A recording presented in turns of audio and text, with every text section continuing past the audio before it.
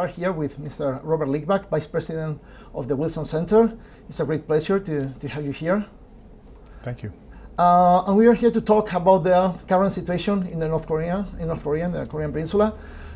Yesterday, the DPRK regime announced the test of a new missile, which is adding more and more tension to the situation there. So what's your assessment on the scenario in the Korean Peninsula?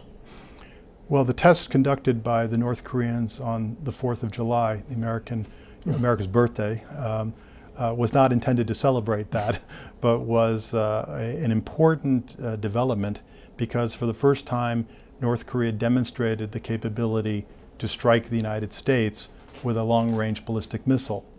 And when that development is taken into account with other developments, namely its testing of nuclear weapons, and its moves to miniaturize those weapons so they can fit onto a long-range ballistic missile, we now see the realistic threat that North Korea could threaten a nuclear strike on the United States.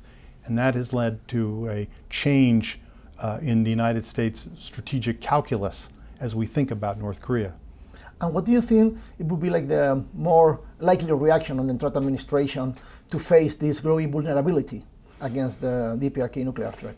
Well, the Trump administration has no good options because North Korea already has a nuclear arsenal of about a dozen weapons. And it is moving vigorously to increase those capabilities such that by 2020, North Korea could have a nuclear arsenal of 100 weapons. The military option has been discussed, but it is not a good option in that a strike on North Korea's nuclear infrastructure, its missile complex, etc., could lead to escalation to a general war on the Korean Peninsula. So up to now, that option has been rejected, and it still faces these uncertainties because of and profound risks, and has been rejected.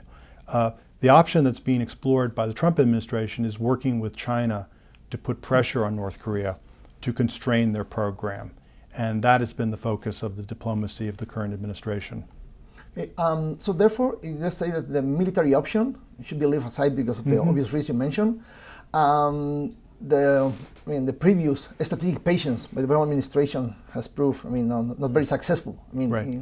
In freezing the DPRK nuclear program. So what do you think that would be like the more feasible option in order to make like a meaningful change on the current situation?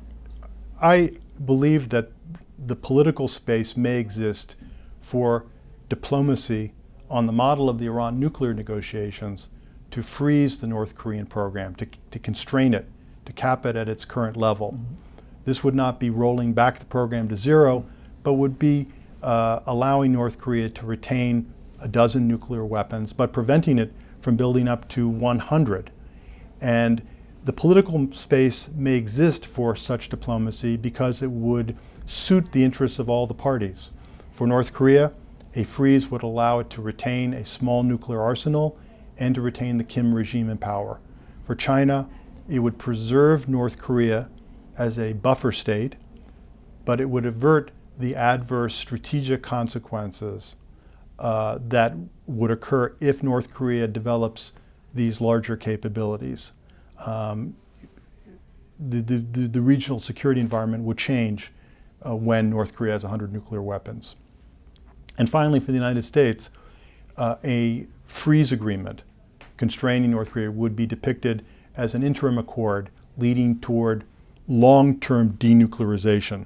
So for all of the parties, it's a point of optimization. It doesn't achieve anyone's maximal objective, but for all the parties, there's something in it for them. And that may create the political possibilities for a deal. And I argue that in my new publication published by the Wilson Center, that this analytical option should be put to the diplomatic test. Thank you so much, Thank you Mr. so Litwak, much for your insightful analysis. Thank you very much.